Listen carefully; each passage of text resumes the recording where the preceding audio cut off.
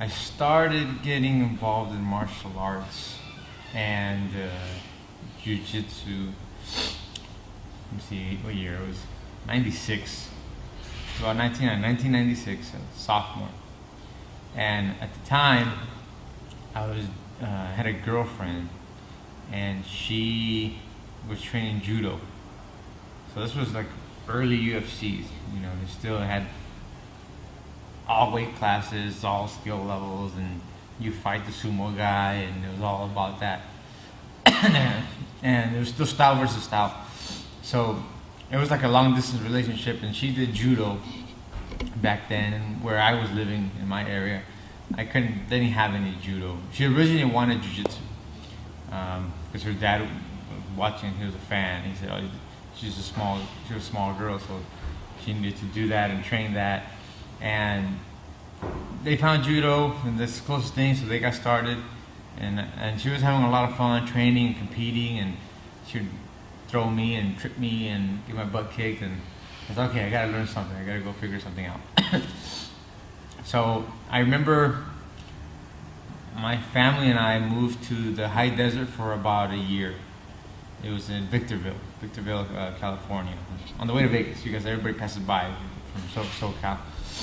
And there was a group there that when I went to school there, that they were at a fitness gym, and this guy that was a ex-wrestler, and he was into wrestling, and he also had a judo background. So I was like, oh wow, this guy does judo. Okay, cool. So I remember judo. So I started with him. I started, getting going, and we got involved in a program that he called it combat grappling. I remember combat grappling, and that was with Ted Williams, a big guy. He's a black belt in judo under John Ogden, a national wrestler. Wrestled. He was a pretty good high-level wrestler. Big guy, looked like a bear. Ted Williams, big guy, about 240, 250, something like that. This is a big, massive person. And he is actually involved now with Gladiator Challenge. I'm not sure if they're still running that, but he was the main guy that was running that. And he was training us, and we would meet up at one of the racquetball rooms, and he had mats, and we would train, and we were combat grappling. So he would teach us some wrestling, some basic submissions, because the judo has the submission work. And other times we put on boxing gloves, get two guys in gis, tie a belt from the front of your knot against the front of their knot, like a big umbilical cord, and you box for 2-3 minutes and see who can stay standing. And that was our combat grappling. And then from there, he would try to get us to cross train, because you couldn't really fight. There wasn't too many tournaments. There wasn't much going on. So he would get us to cross train. And I remember there was this, he said, hey, we're going to go on a field trip. And we went to go visit a Kempo karate school. And it was the weirdest place. Over there's a bunch of weird places. And over there at the Kempo karate school, next door to was a bar. So you would do Kempo, I would assume, you would do Kempo karate, fight each other, and then go get drunk right after. I think that's what their thing was. So they had like a bunch of biker-looking guys. They were students. And we went over there, and we were supposed to cross-train. So we would learn some stand-up from the Kempo guys, and we would show some grappling from our end. And we only did that one time. It was not a good idea. It ended up was called currently like dojo storming. Well, I guess we were dojo storming. I didn't even know it. And I remember when we were doing that, we went over there, and he had us, and he wanted to show at the same time that our group was good, and we had a lot to offer. So a couple of our guys got put up against a couple of their guys during like sparring session. And they start everything. You could kick a punch, and we're gonna grapple, and we'll kick a punch too. And in gis, it was weird. And I remember after a while, the head instructor got upset. Right? I don't know what degree he was, some big degree black belt guy. And tattoos everywhere. I remember that. I remember one of the biker guys. And biker guys doing Kempo. And then he got really upset, and I remember Ted, Okay, well, no, come down. This is exercise. I'll tell you what. You go with one of our students, and he put me up to go with him. I don't know why, because he was bigger than me. But maybe it was so that he can beat up on somebody and feel okay. Maybe he knew that I would be able to, not get hurt. And I didn't know that this was the plan. But I was like, oh, hey, this guy's bigger than me, and he's gonna well at me, because he was upset because his guys were getting the butt kicked. And I remember he threw a roundhouse kick, and I hit my rib. And I remember grabbing his leg and knocking him down and submitting him like 3 times. And then this happened in 2-3 minutes. And sure enough, it got pretty heated, and it was a big mess. And that was the end. That was the last time that we cross-trained with another school and stopped our, what we nowadays we call dojo storming. We never did that again. All this happened in 4 or 5 months of training. We didn't get to train that long, but it was pretty effective. What we did learn was basic and simple, but they obviously got the job done. It built my confidence up, that's for sure, because this guy's been training Kempo Karate for 10, 15 years. I've been training 4 months. And I guess on paper, took out the instructor. It's kind of weird. So then we ended up networking locally, and we came across a Brazilian guy, a Brazilian practitioner. He did Brazilian Jiu-Jitsu. And he was Pedro Carvalho, one of the original guys out here. And he was from Rancho Cucamonga, and he used to drive up to where we were at for that rest of that year. And he brought his brother, Rodrigo Teixeira. A lot of people know him now because he's local and has a school, good students. And that's who I started formally, initially training Brazilian Jiu-Jitsu under, was them. Then I finished off pretty much the end of the school year, in like 1 month of the summer. So about another 4 or 5 months. So I had, my first year was combat grappling and about 4 or 5 months of Jiu-Jitsu, something like that. Then I moved back to LA, and at that point I thought that was just something that people did in the desert, and then I didn't think you could find that anywhere else. So we let it go, and I missed it. I remember missing it, so I started looking in a phone book, and I somehow I found a place that said they did Jiu-Jitsu. So junior year, we started driving. I would drive down to Redondo Beach, and Higan Machado was there, RCJ Jiu-Jitsu, and I got to train a little bit with Higan and a few of the other Machado brothers for a little bit. That was pretty cool. It was interesting. It was different. It was 100% Brazilian, but it was very heavy Brazilian experience. And that was cool. It got me into it, and I really got into competing in tournaments back then when we started with Higan, and we would go to the U.S. Open and had success there. Eddie Bravo was a teammate of mine for a little while. I remember he was blue belt. I think I was already blue belt too. So we would compete in the same tournaments, stuff like that. It's kind of neat to see the generation, because now he's doing other stuff with business and UFC and school and his products, which is cool. And that was fun. And then I remember the drive was kind of tough for me, because it would take me like an hour to get down there after school and trying to get out there and come back, and it was expensive too for me at the time, because I didn't work. I was busy going to school. And a friend of mine, that I think I finished the year over there so we got about 1.5 years into it now. And a friend of my father's, actually, Carlos Cuevas, he knew a Brazilian guy that was local, so I wouldn't have to drive down there, and he was a really good guy, and they came from a great camp, and they're Valetudo fighters and all this crazy stuff, and they asked you to check it out. So I said, okay, well, it's close by, I'll go check it out. And that's where I met my master, and I met Rodrigo Medeiros, and that was like a unique relationship, and I've been training with him ever since. It's been since the end of '96, pretty much. That's when I met him, and we started training, and it was the perfect fit for me. That's something that's important for people to find, is you got to find a school that kind of has a good formula and a good fit that you feel comfortable and they're doing something good where you clearly can tell that they're there for your interests and they're gonna help you develop as a student. They care about you, and Rodrigo showed that from the very beginning. Sometimes at other places when we would travel, we would notice, if at least back then, now it's a little different because more people are training, but back then, if you were from Brazil, you would get special training. You would get like extra, like the after class moves, and you wouldn't get that. And then you as the American, you would get to be the guy that they practice those moves on, right? And then the coaches will be, coaching the Brazilian guys in Portuguese, and you don't know what the heck they're doing, but you could tell that they're trying to do something on you, and it's like 2-on-1 kind of thing, and you're trying to enter a fight and represent and do what you can. But Rodrigo wasn't like that. He treated everybody the same, and I think that's what made a difference for me. And when I made the switch over, it's been great. Everybody who knows him loves the guy. He's just a really good guy.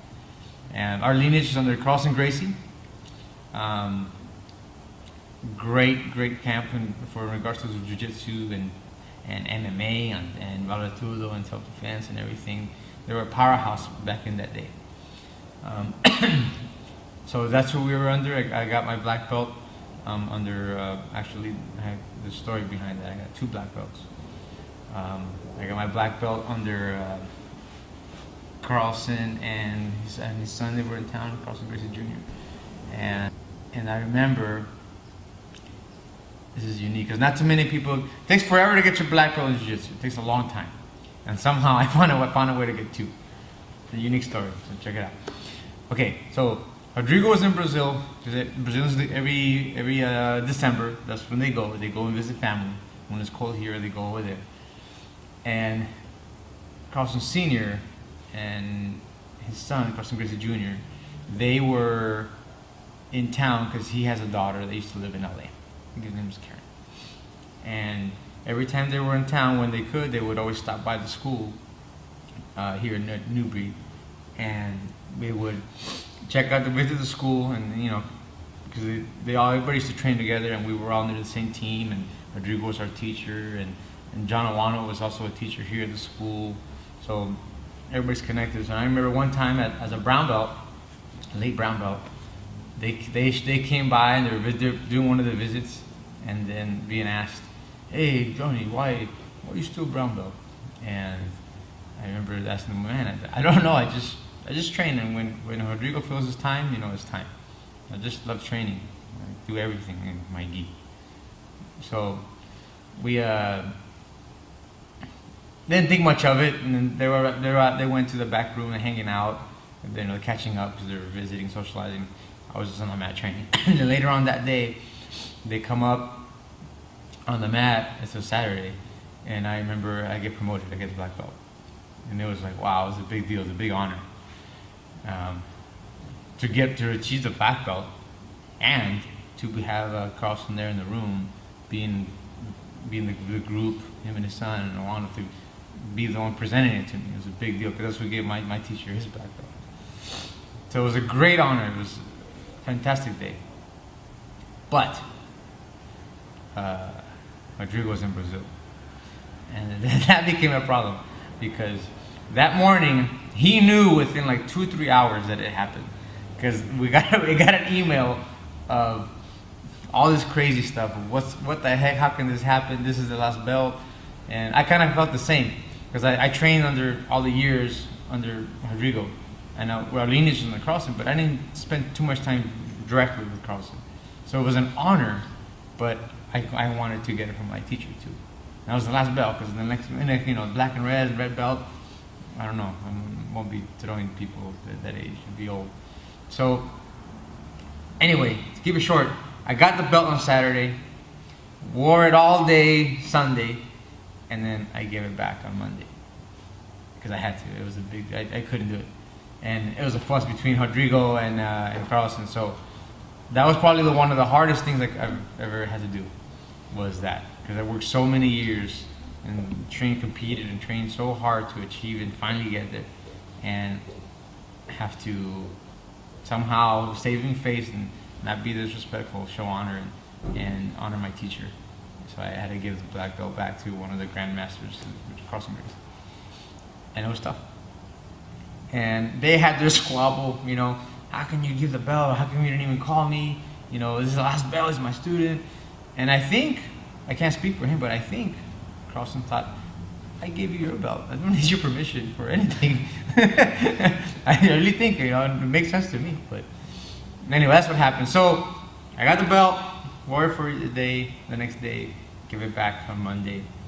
Then a year and a half later, I get my belt from Rodrigo Medeiros. I don't know why. Rodrigo, if you see this, I don't know why a year and a half later. I'm not sure. You have your reasons. It's always been good. So someday you'll tell me. So yeah, that was how I got my 2 belts. Yeah. I don't know too many people that have done that. Not yet. I haven't met anybody yet. Yeah. All right. Just one last question. What's your whole philosophy behind New Breed Academy, and how did the whole idea come about? New Breed Academy, it started from my experiences through jiu-jitsu and being able to meet different people and network. When I first started teaching, I started teaching it was by accident. I remember I was training with Rodrigo Medeiros, and he had one of the brown belts from Brazil at their school in Brazil. It's called the Nova Geração, which is like new generation. I think that's what this translates for. And he had somebody here, so he had help, and an opportunity came up to go open up a second, like, small satellite group of classes. And we went over there to go do these classes, and he asked me if I would go help out.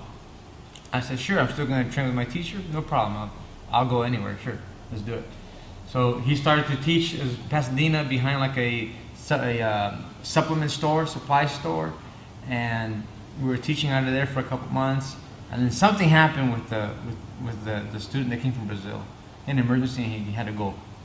So then Rodrigo couldn't be at the new place anymore. He had to come back and teach at the main academy. Well, at that time I felt kind of bad. We had some students, and that was my first involvement, like being a part of teaching somebody, helping them. So I felt a little responsible and obligated, and I stayed, and I continued teaching them. So I ended up hanging on to the class. That business eventually closed down. A few months later, they reopened up in LA, in East LA. Right? Makes sense, right? Kind of tough neighborhood back then. So people needed to learn jiu-jitsu. So we would go there and go train jiu-jitsu and teach jiu-jitsu in East LA. Right? And it was the same group, the same owner, and then they did a lot of kickboxing back then. So around this same time, my teacher ended up relocating from the LA area to San Diego, where he's at now. So I did not have training with him regularly. So I met friends at different places, at tournaments and events, and somehow I was able to train with different people, a lot of different people.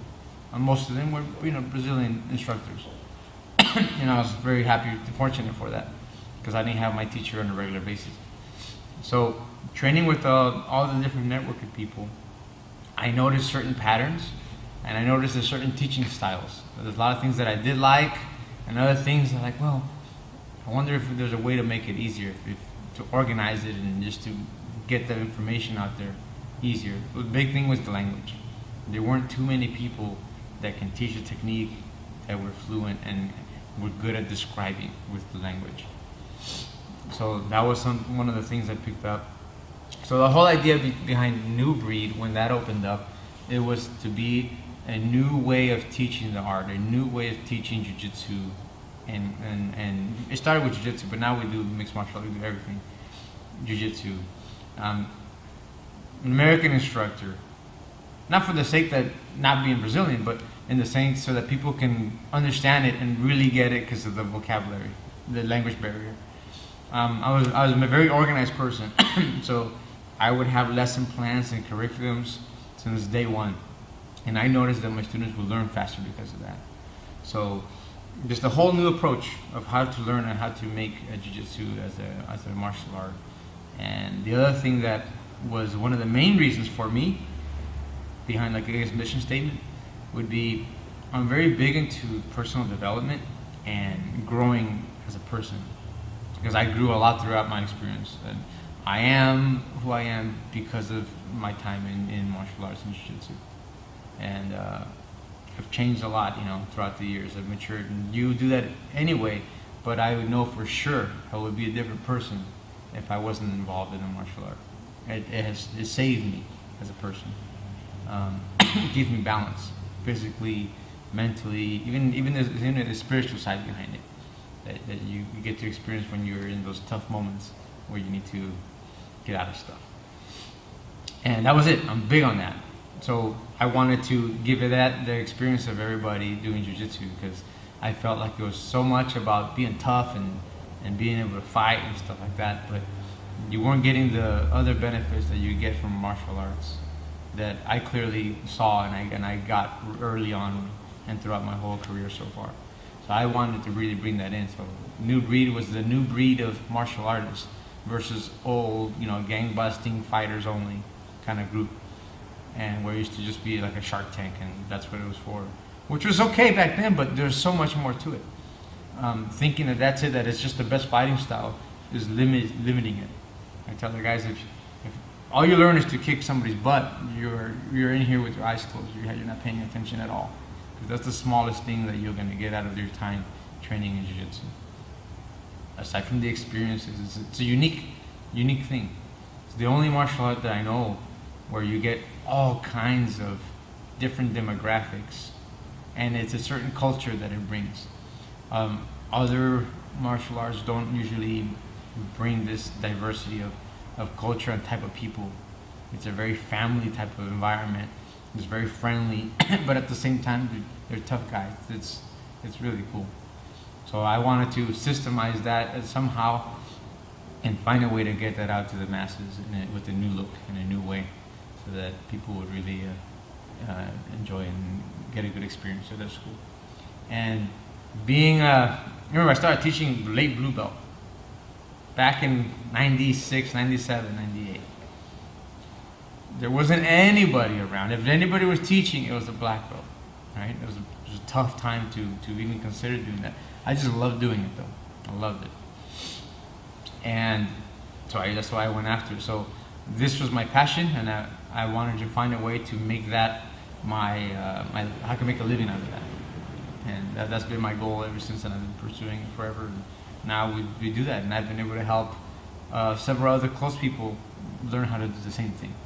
So we have other locations as well, about 5 or 6 locations, and we've gotten all of them to not work their jobs. Some of them had good professions, good careers, getting paid well, but they love training. They got the bug, and now they just run the school, and it's a New Breed Academy, just like the headquarters here.